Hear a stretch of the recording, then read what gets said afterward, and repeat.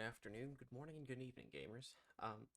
Today, I wanted to talk about something that I mentioned a little bit earlier in a different YouTube video, and that was the survivor escape rate, or more accurately, why so few survivors escaped. And I was thinking, and I was going to put the data in the video, and then I thought to myself, well, maybe I should make a whole video about this. This stems, obviously, from the recent event, and some of the problems that came with it, like,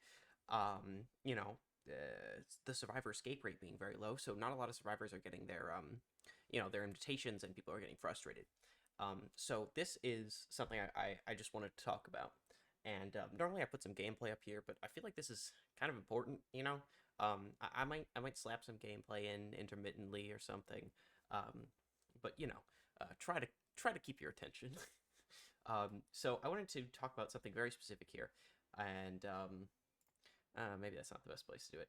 It's right here. So as you can see, we have what do you call it? Total number of sacrifices. So that's 12 billion, and then total number of escapes by original survivors, and that's 1 billion. Now, as you can see, these numbers are a little.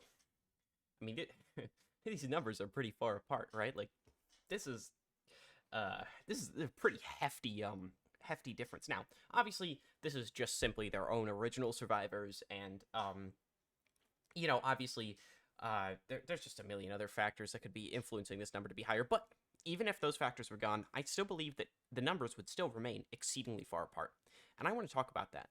So the first thing I want to talk about is Survivor, like how difficult it is to actually be good at Survivor, right? There are a lot of very good Survivor content creators out there.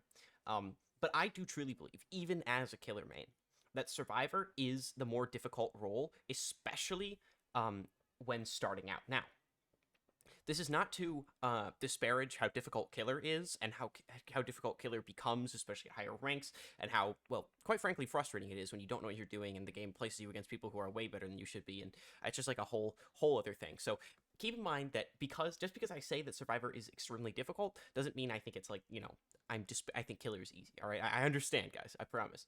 Now, the first thing I want to talk about is how hard Survivor is to understand at the start. So looping, generator efficiency, all of that stuff. And the fact that your teammates probably are in the same boat of learning as you are probably doesn't help, right? Like, survivor strength comes in teams, right? Like, one survivor, even the best survivor in the world, probably isn't going to get 5-gen chases all the time, right? Like, even like Aaron, or,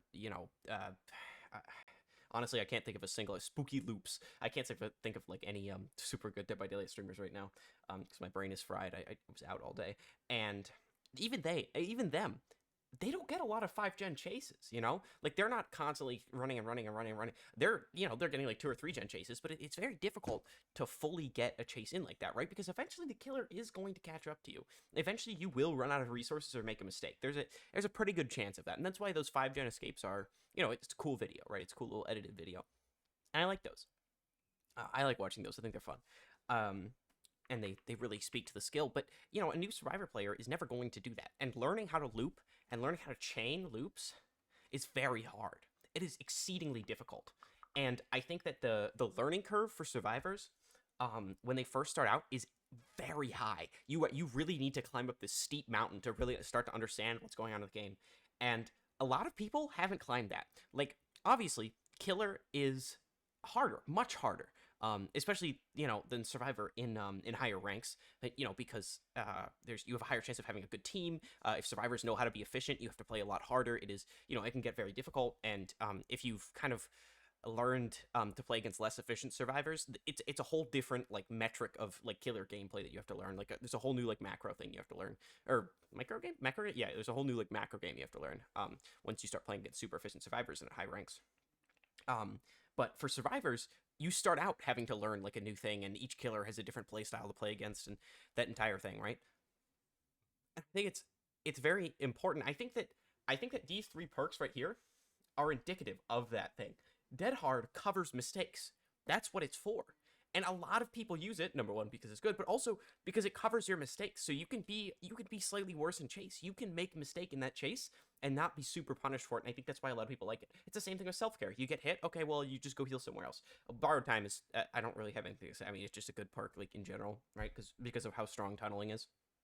Like, I mean, it's just the best. Tunneling is just objectively the most powerful way to play the game. Like, it just is, you know, like, there's no, it's mean, but it's objectively the strongest way to play.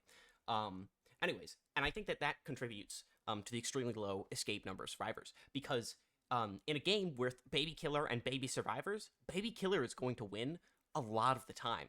And there is a lot more Baby Killers and a lot more Baby Survivors than there are actually good survivors, right? Like, there is a reason that even people with, like, there are people with, like, thousands of hours out there who are still pretty bad at the game.